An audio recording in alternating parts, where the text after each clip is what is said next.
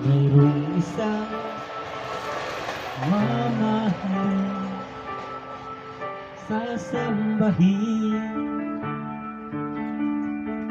sa buhay natin. Mayroong isang bukod tangi sa lahat, at ibigin ng tapat. Minsan di sinasadya, pagkakataon, at para bang ikaw nilalaro ng panahon.